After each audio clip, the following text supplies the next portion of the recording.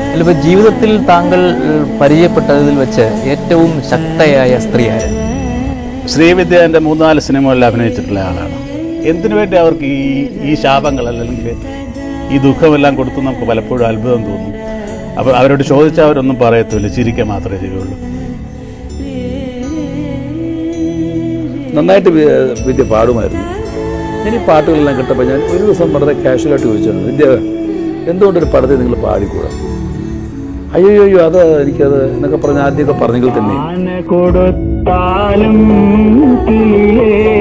ആശ കൊടുക്കാമോ, ആശ കൊടുത്താലും വാക്കു കൊടുക്കാമോ.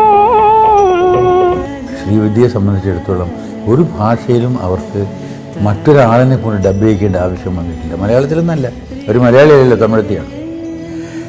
മലയാളത്തിലും അതെ, തമിഴിലും അതെ, തെലുങ്കിലും അതെ, കർണാടകത്തിലും അതെ, ഹിന്ദിയിലും അതെ. പ്രണയം, വാത്സല്യം, പിണക്കം തുടങ്ങിയ എല്ലാ വികാരങ്ങളും അവരുടെ മുഖത്ത് നിമിഷങ്ങൾക്കകം മിന്നുമറിയും.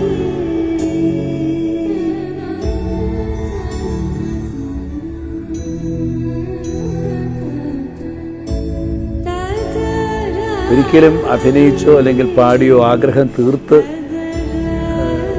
ഈ ഭൂമിയിൽ നിന്ന് പോയ ഒരു കലാകാരിയാണ് ശ്രീവിദ്യ, എനിക്ക് തോന്നാറില്ല.